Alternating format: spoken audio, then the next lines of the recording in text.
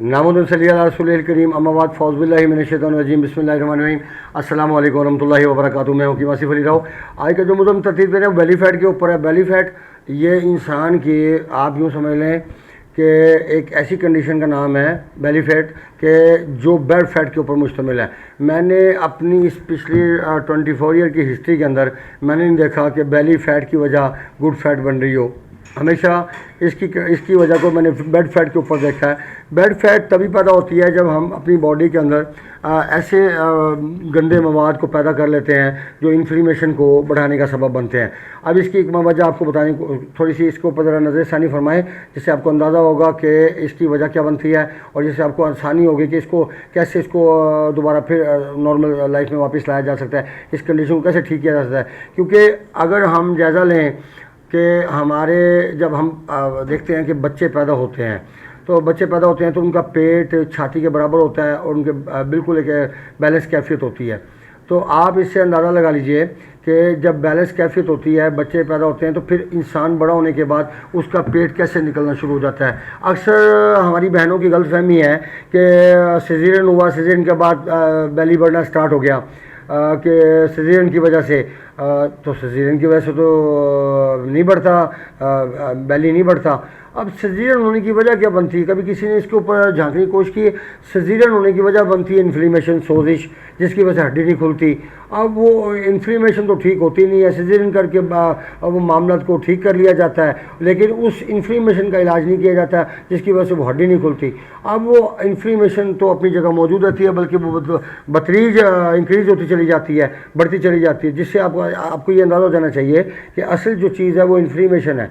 अब इन्फ्लेमेशन को कैसे ठीक किया जाए, इसकी कंडीशन के बारे में यूँ समझ लें कैसे गुब्बारे को फुला दिया जाए और फिर गुब्बारे में से हवा को कम करते जाएंगे, गुब्बारा पिचकता चला जाएगा। लेकिन गुब्बारा पहले किसी और शेप में होगा, जब आप उसको हवा भरेंगे और हवा के बाद जब उसको डाउन करते जाएंगे हवा को, तो वो उसके ऊपर सलवट पड़ते जाएंगे। इंसानी बॉडी भी इसी कंडीशन में होती है, लेकिन इंसान की बॉडी, चूँकि इंसान है, जिंदा है, जीता जागता है, इसके अंदर ये कंडीशन नहीं होती कि वो अगर जेन्युइन तरीके से बैली को कम किया जाए तो फिर उसके ऊपर वो सलवट बाकी रह जाए।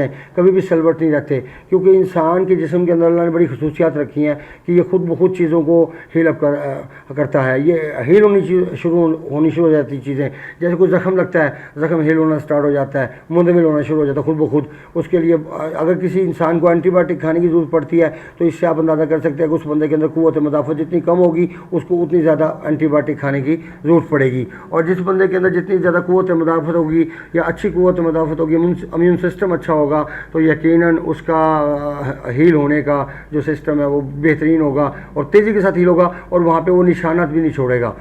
तो इससे आप अंदाज़ा कर सकते हैं कि असल प्रॉब्लम आपकी इन्फ्लेमेशन है। इन्फ्लेमेशन के पैदा होने की वजह क्या बनती है, सबसे पहले क्या काम होता है कि आप मुसलसल नेगेटिव चीज़ों का इस्तेमाल करते चले जाते हैं, बेड फैट का इस्तेमाल करते हैं, मुसलसल कार्बन का इस्तेमाल करते चले जाते हैं, जिसमें मैं तमाम वीडियोज़ के अंदर मैं बता चुका हूँ। जिस हवाले से वीडियो बनाई है उस हवाले से बताया कि ये बेड फैट के ऊपर मुश्तमिल है या ये गुड फैट के ऊपर मुश्तमिल है।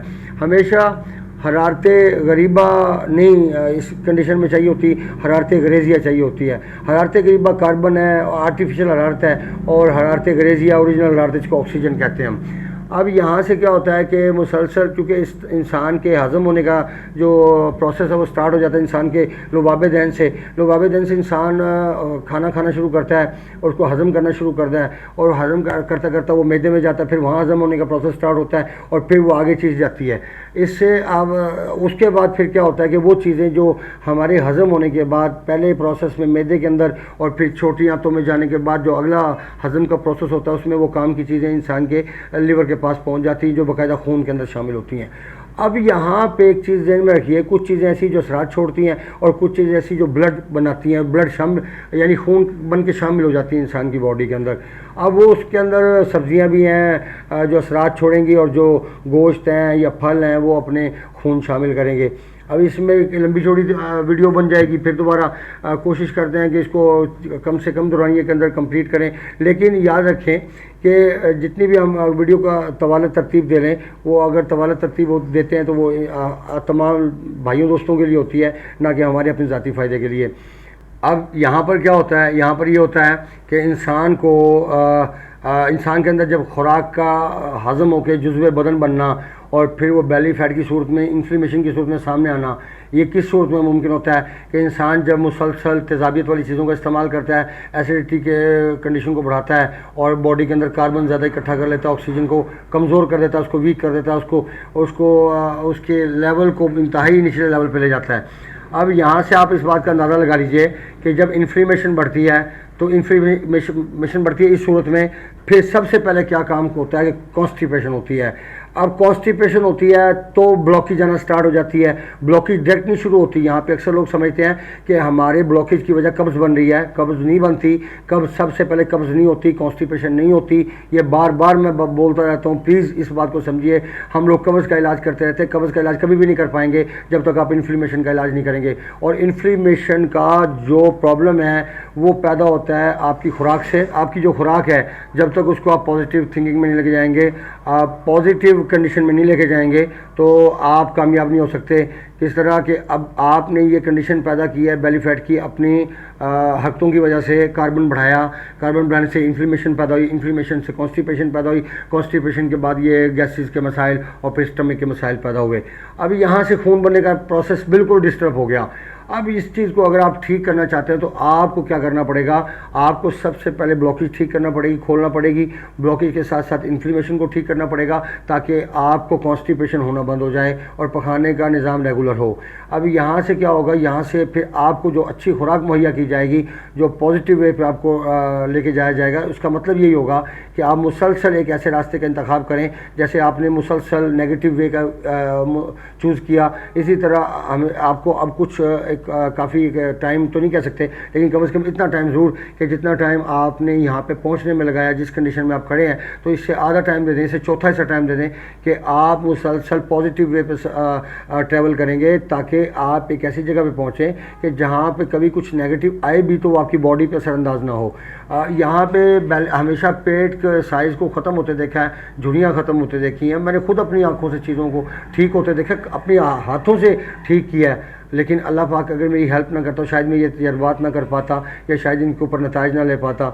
मेरी तमाम की तमाम वीडियोस सारी की सारी अपने एक्सपेरिमेंट के ऊपर है, अपनी ज़िंदगी के तजर्बात के ऊपर है। और तजर्बात जो मैंने किए वो साबिर मुल्तानी साहब रहमतुल्लाह अलैह के हुक्म के मुताबिक जो उन्होंने मुहैया किया, रास्ता मुहैया किया, उसके मुताबिक मैंने तजर्बात किए, ना कि मैंने अपनी कोई ज़ाती किसी किस्म की वो काम किया। हाँ, इस हद तक ज़रूर कह सकते हैं कि ज़ाती तौर पर मैंने ये काम किया कि मैंने साबिर मुल्तानी साहब रहमतुल्लाह अलैह के डाइट प्लान को चेंज कर दिया। अब यहाँ पे एक चीज़ को ज़हन में रखिए कि आज हम जिस लेवल पे खड़े हैं वो हाइब्रिड दौर है। और हाइब्रिड दौर का मतलब क्या है, अब समझ जाएं कि इंसान बस एक ऐसी खुराक पे ज़िंदा है जो कि हाइब्रिड है, जिसके अंदर कोई ताकत, कोई पावर का वो इतना एहसास नहीं है जो देसी चीज़ों में हुआ करता था। आप यहाँ से ये लें कि आज आप जो गंदम खा रहे हैं, इस गंदम का बीज आपको दस्तियाब नहीं होगा, या गंदम का आप खुद बिजाई करना चाहेंगे तो आपको ये दस्तियाब नहीं होगी। वह क्या, जो बेली फैट है इसके लिए इन्फ्लेमेशन का ठीक होना ज़रूरी है। और अगर इन्फ्लेमेशन आपकी ठीक हो जाती है तो आप एक बात याद रखिएगा कि आप अपने बेली को, उसकी फ़ैट को रिमूव करने में भी कामयाब हो जाएंगे, उसके साइड इफ़ेक्ट भी नहीं मिलेंगे, आपकी किडनी पे भी कोई साइड इफ़ेक्ट नहीं होगा। हमारी किसी अद्वियात के अंदर अल्हम्दुलिल्लाह जो हम तरतीब देते हैं, इसमें किसी किस्म का कोई भी किडनी का प्रॉब्लम नहीं बनता। याद रखिए कि ना किडनी का प्रॉब्लम, ना लीवर का प्रॉब्लम, क्योंकि हम अल्लाह के बनाए हुए निज़ाम को फॉलो करते हैं। जब हम खुराक के ऊपर इतना फोकस करते हैं, इतना तवज्जो करते हैं, तो आप सोचिए कि अगर हम खुराक के ऊपर इतनी तवज्जो करते हैं कि किस जगह कौन सी चीज़ नुकसानदेह, कौन सी चीज़ फ़ायदेमंद है, तो फिर मेडिकेशन के बारे में या मेडिसिन के बारे में हम कैसे कोई कोताही बरत सकते हैं। अपने दोस्त से आपका ख्याल रखें। मिलते हैं इंशाअल्लाह मज़ीद इंफॉर्मेटिव वीडियो के साथ। वमा अलैना इल्लल बलागुल मुबीन। अस्सलामु अलैकुम वरहमतुल्लाहि वबरकातुहू।